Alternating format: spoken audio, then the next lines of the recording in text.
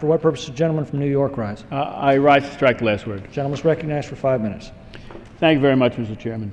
I rise in strong support of the Meeks Amendment, which not only affects his district, but affects at least 11 congressional districts that surround his district, all in support of our veterans and fighting men and women who have returned from the wars overseas, some of them severely injured and in need of our care, concern, and support at this very moment. For 7 years now, the Department of Veterans Affairs has pursued a perhaps well-intentioned but a stubbornly wrong-headed plan for the St. Albans Primary and Extended Care Facility, which is located in the county of Queens.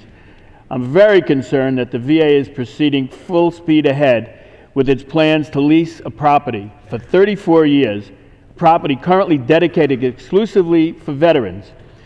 And what are these veterans supposed to do for the next 75 years without this facility, when there is a rising demand among our veterans for medical services?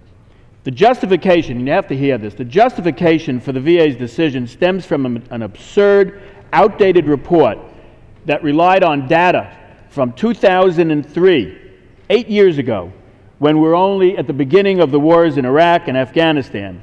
We have unfortunately seen tremendous increases in veterans' homelessness, foreclosures, divorce, substance abuse, PTSDs, and yes, suicides. And yet the VA report from all those years ago projected at that time, almost a decade ago, that mental health services for our veterans was going to decrease over the next 20 years. It's been 8 years since that report. And what have we seen during the 8 years alone? And there's 12 years more to go. We've seen increases in all of these problems among our veterans. And yet they cling stubbornly to the data in that report, thinking that these things are going to go down among our veterans. And this, everybody knows, is certainly not going to be the case. All evidence suggests that returning veterans are going to require a greater significant increase, especially in VA mental health services. A Rand Center report alone found that already 18.5% of all U.S. service members who have returned already from Afghanistan and Iraq currently suffer from PTSD or depression, and that 19.5% suffer from traumatic brain injury. Where is the Veterans Administration, where is the administration's common sense?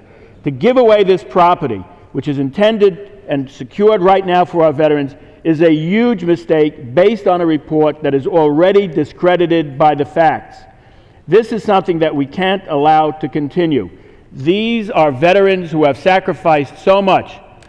We have to stand here today on the floor, and I want to thank my colleagues on both sides of the aisle, colleagues in the majority especially, for seeing through the politics of this and understanding that these are our veterans that we're fighting for, that we as members of Congress understand our constituencies and our needs and their needs. And I want to personally thank Representatives Grimm and King, who are among our delegation, as well as the rest of the Democratic members of our delegation in our region, and thank Representative Meeks for his dynamic and great leadership in bringing this to our attention so that we could stand together as patriotic Americans all, at least on this issue, and fight for the needs of our veterans. Thank you, and I yield back the balance of my time. The gentleman yields back.